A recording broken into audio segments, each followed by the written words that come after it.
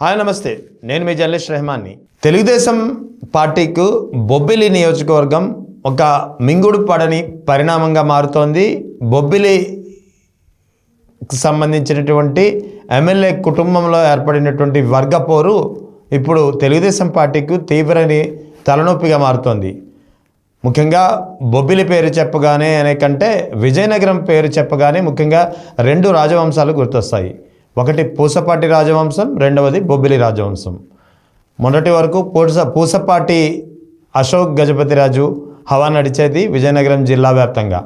అయితే ఎప్పుడైతే ఆయన గోవా గవర్నర్గా వెళ్ళిపోయారో ఆ తర్వాత బొబ్బిలి రాజులు సహజంగానే ఆధిపత్యం సాధించాల్సి ఉంటుంది. కానీ బొబ్బిలి రాజవంశంలో సొంత ఫ్యామిలీలో ఉన్నటువంటి వర్గపోరు కారణంగా ఇటు ఆధిపత్యం సాధించలేకపోతున్నారు, పార్టీపై పట్టు సంపాదించలేకపోతున్నారు. మరోవైపు పార్టీకే ఒక తలనొప్పిగా మారుతున్నటువంటి పరిస్థితి. అసలు వాస్తవానికి బొబ్బిలి నియోజకవర్గంలో ఒకే పార్టీలో ఉన్నారు అన్నదమ్ములు.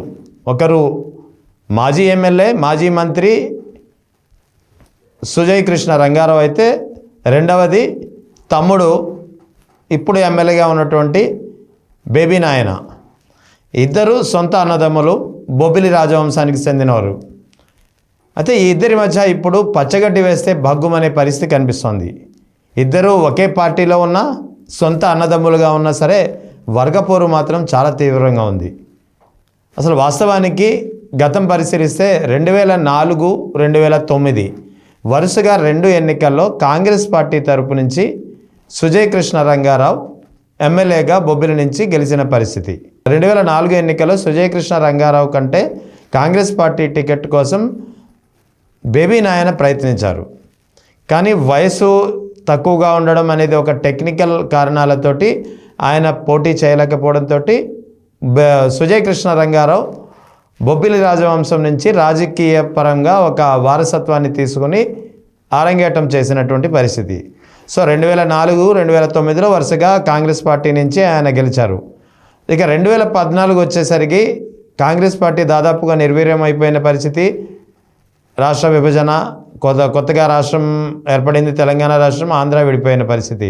సో ఈ కారణాలతో కాంగ్రెస్ నిర్వీర్యమైన పరిస్థితి ఏర్పడడంతో 2014 ఎన్నికలకు ముందే వైఎస్ఆర్ కాంగ్రెస్ పార్టీ తీర్థం పుచ్చుకున్నారు. 2014 ఎన్నికల్లో సుజయ్ కృష్ణ రంగారావు వైఎస్ఆర్ కాంగ్రెస్ పార్టీ నుంచి గెలిచి వరుసగా మూడోసారి బొబ్బిలి పీఠంపై తన జెండా ఎగురవేశారు.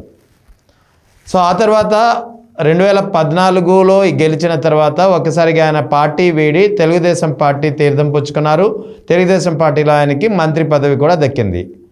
సో అంతకు ముందు అంటే ఈయనకి సుజయ్ కృష్ణ రంగారావు 2014లో మూడోసారి గెలిచిన తర్వాత మంత్రిగా అవనంత వరకు బొబ్బిలి వ్యవహారాలు, బొబ్బిలిలో వాస్తవానికి ఎమ్మెల్యే సుజయ్ కృష్ణ రంగారావు అయినా సరే తమ్ముడు బేబీ నాయనే అన్ని వ్యవహారాలు చక్కబెట్టేవారు.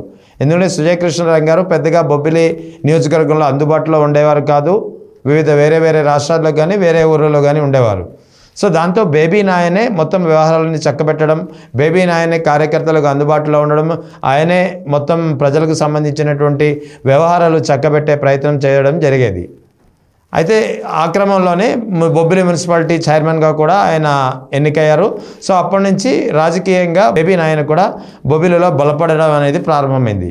సో ఎప్పుడైతే సుజయ్ కృష్ణ రంగారావు 2014లో వైసీపీ నుంచి గెలిచి తర్వాత టీడీపీ తీర్థం పుచ్చుకొని మంత్రిగా అయ్యారో అప్పటి నుంచి ఆయనలో ఒక వేరే భావం మొదలైంది. ముఖ్యంగా అందరూ తమ్ముడు బేబీ నాయన దగ్గరికి ఎందుకు వెళ్తున్నారు, తాను మంత్రి, నా వద్దకు రావాలి కదా అనే ఒక భావన మొదలైంది. సో ఈ భావన ఎప్పుడైతే మొదలైందో సహజంగానే చుట్టూ ఉన్నటువంటి కోటరీ దీన్ని మరింత రెచ్చగొట్టే ప్రయత్నాలు చేస్తుంటారు. సో ఈ పరిణామ క్రమంలో భాగంగా ఇద్దరు సోదరుల మధ్య ఒక విభేదాలు పెద్ద ఎత్తున పెరిగిపోయాయి. ఆ తర్వాత 2019లో వైఎస్ఆర్సీపీ అధికారంలోకి వచ్చింది. 2019లో సుజయ్ కృష్ణ రంగారావు ఓడిపోయారు. ముఖ్యంగా 2019 ఎన్నికల్లో మాత్రం అక్కడ గతంలో 94లో టీడీపీ నుంచి గెలిచినటువంటి చిన్నప్పల్ నాయుడు వైసీపీ తరపున టికెట్ తెచ్చుకుని నెగ్గిన పరిస్థితి. 2024 ఎన్నికల్లో మాత్రం బొబ్బిలి నుంచి ఈసారి సుజయ్ కృష్ణ రంగారావు కాకుండా టీడీపీ టికెట్ బేబీ నాయనకు దక్కింది. సో ఎప్పుడైతే బేబీ నాయనకు టికెట్ దక్కిందో 2024లో అప్పటి నుంచి ఇద్దరి మధ్య అన్నదమ్ముల మధ్య ఎప్పుడైతే మంత్రిగా అయ్యారో సుజయ్ కృష్ణ రంగారావు అప్పటి నుంచి మొదలైనటువంటి వర్గపోరు విభేదాలు ఎప్పుడైతే 2024 టికెట్ తన తమ్ముడు దక్కించుకున్నాడో ఇద్దరి మధ్య వైరుధ్యం మరింతగా పెరిగిపోయింది, చాలా పెద్ద ఎత్తున నడుస్తోంది. ముఖ్యంగా ఒక మాటలో చెప్పాలంటే పచ్చగడ్డి వేస్తే భగ్గుమనే దిశగా సాగుతోంది. ఒకే కుటుంబంలో ఉన్నారు, సొంత అన్నదమ్ములు, ఒకే పార్టీలో ఉండి కూడా నువ్వెంత అంటే నువ్వెంత, నా మాటే నెగ్గాలనే చందంగా ఇద్దరికిద్దరు యమునా తీరే అన్నట్టుగా వ్యవహరిస్తున్నారు. సో ఈ పరిణామం ఇప్పుడు తెలుగుదేశం పార్టీలో ఒక పెద్ద సమస్యగా మారింది.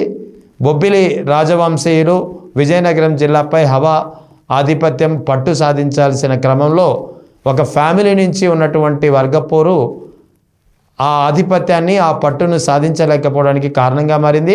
మరోవైపు అదే క్రమంలో టీడీపీ ఎప్పుడైతే ఈ సొంత ఫ్యామిలీలో ఉన్నటువంటి వర్గపోరును గమనించిందో టీడీపీ అధిష్టానం కూడా అక్కడ బొబ్బిలి ఈ కుటుంబానికే కాకుండా కిమిడి కుటుంబానికి ఎక్కువగా ప్రాధాన్యత ఇవ్వడం మొదలైంది.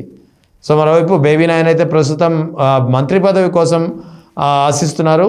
సో మంత్రి పదవి దక్కుతుందా లేదా అనేది కాసేపు పక్కన పెడితే బొబ్బిలి కోటపై బొబ్బిలి రాజవంశం హవా మాత్రం అటు గతంలో రాచరిక పరంగా హవా ఎప్పుడో తగ్గింది, ఇప్పుడు రాజకీయ పరంగా కూడా గతంలో ఉన్నటువంటి హవా ఇప్పుడు లేదు. ఆ హవా క్రమంగా తగ్గుతోంది. బొబ్బిలి రాజవంశీలో పట్టు బొబ్బిలి కోటపై తగ్గుతోందనే ఒక వాదన ఇప్పుడు గట్టిగా వినిపిస్తోంది.